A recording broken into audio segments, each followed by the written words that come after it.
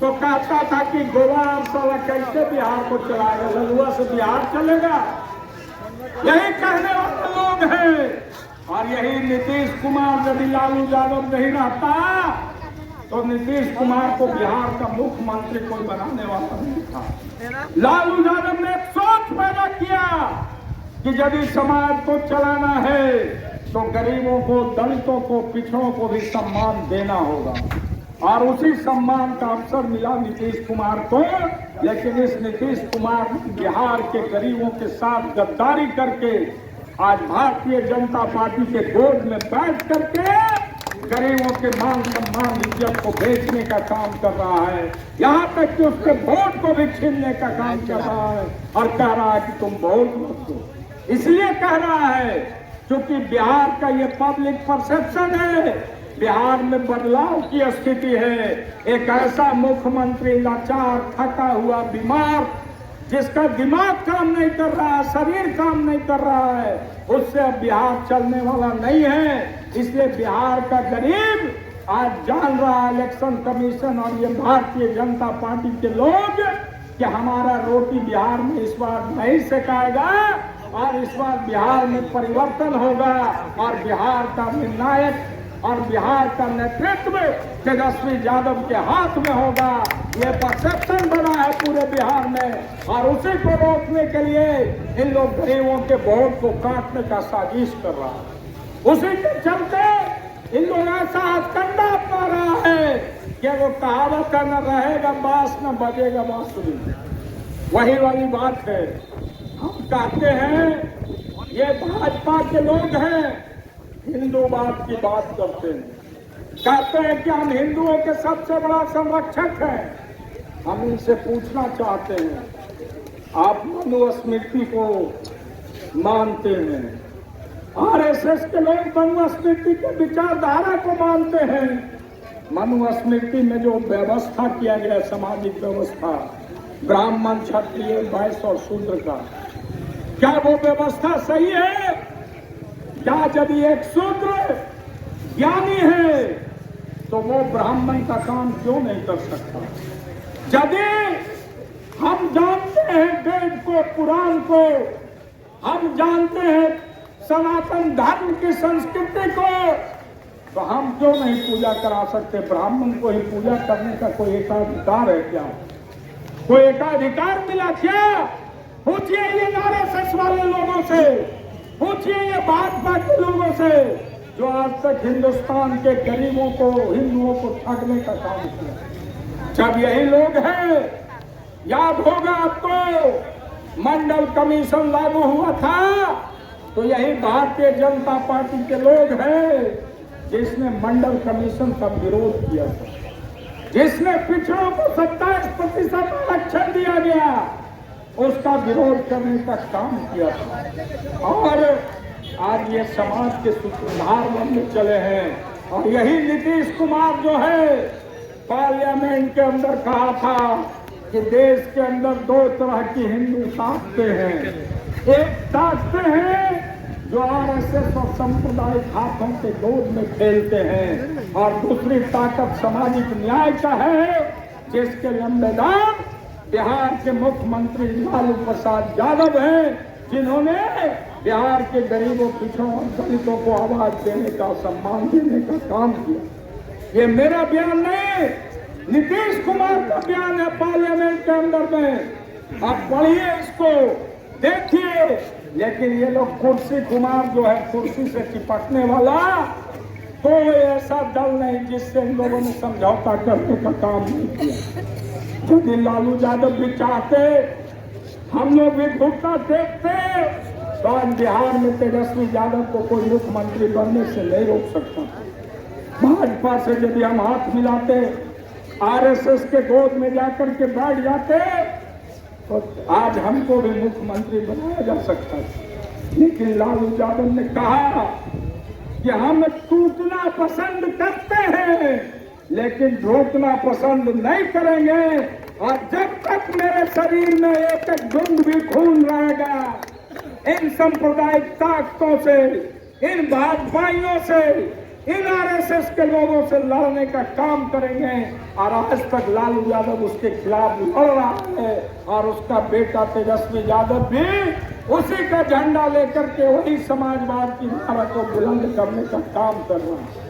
लेकिन पूछिए इन गद्दारों से, जो कभी बीजेपी से हाथ मिलाता है, कभी कहता है मिट्टी में मिल जाएंगे, भाजपा में नहीं जाएंगे। हम नहीं बोलते थे, नीतीश कुमार बोलता था। आज कहाँ चले गए, कहाँ बैठे हुए हैं? और कहता है एनडीए वाला कि 20 साल नीतीश कुमार और बिहार में बहार। अरे भैया 20 साल में 5 साल हमनियों साथे रह लो है, तो हमनी साथे रह लो तो हमरो बहार हाली ना है। तेजस्वी के बहार 5 साल बोलो है, नैतिकता ईमानदारी तो बोलो, कहा नहीं बोलता।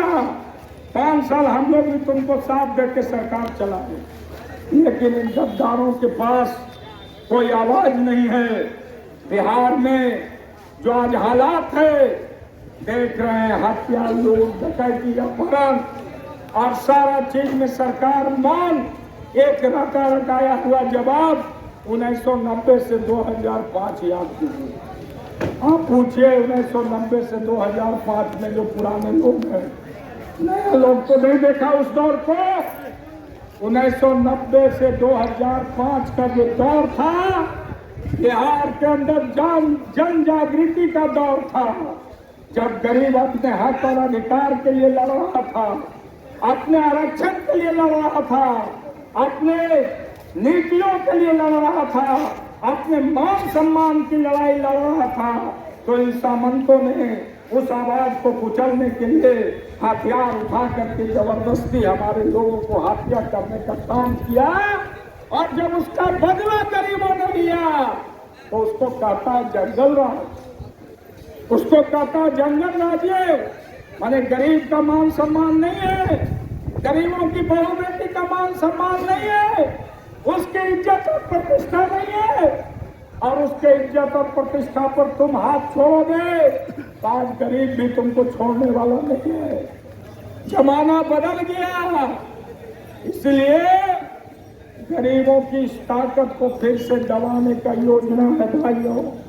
इलेक्शन कमीशन के माध्यम से गरीबों के वोट को काट के ये लोग चाहता है कि ऐसा बना दो कि हमारा विरोधी जो है हमको वोटे नहीं देवे तो उसको अधिकार नहीं रहेगा, तो वोटवे नहीं देगा तो हमको नुकसान क्या होगा।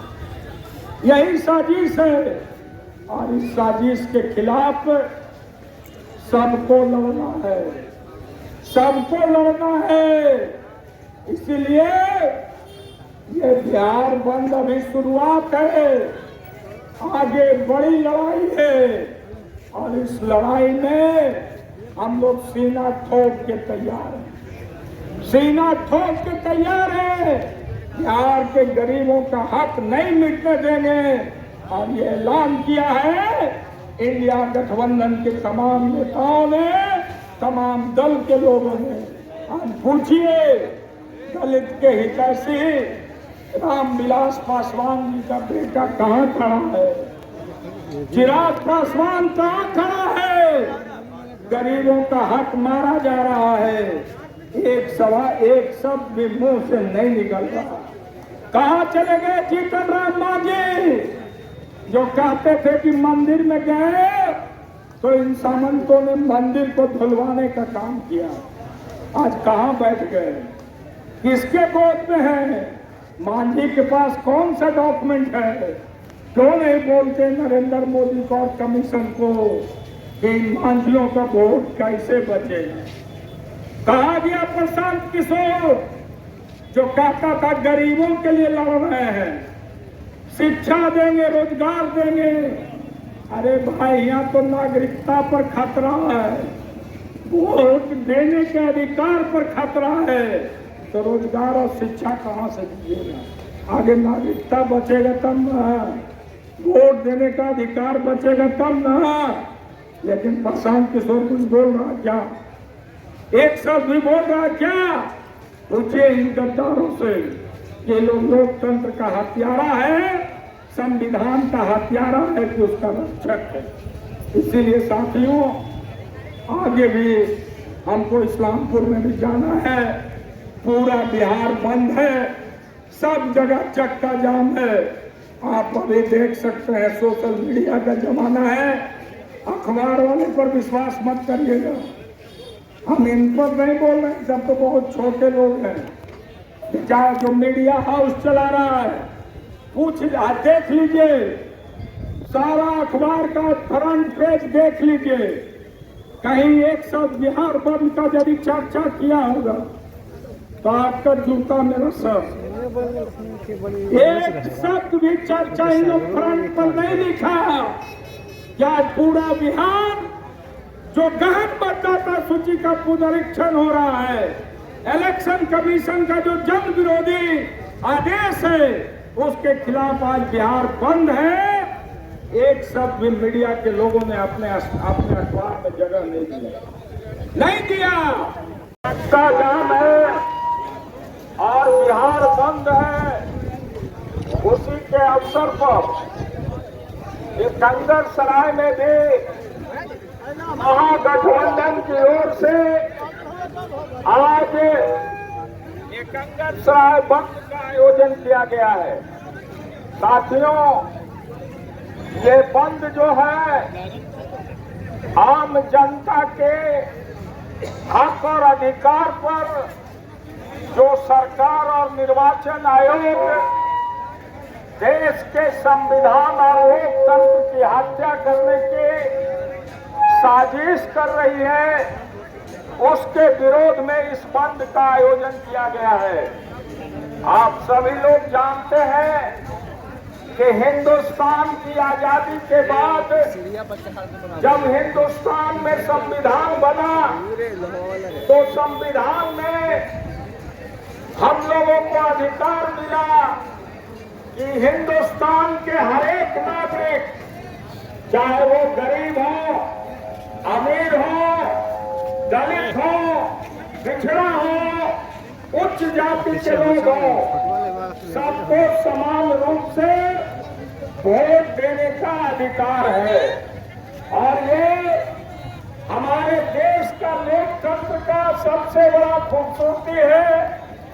दुनिया के अंदर बहुत सारे लोकतांत्रिक देशों में सबको वोट देने का अधिकार नहीं मिला था, लेकिन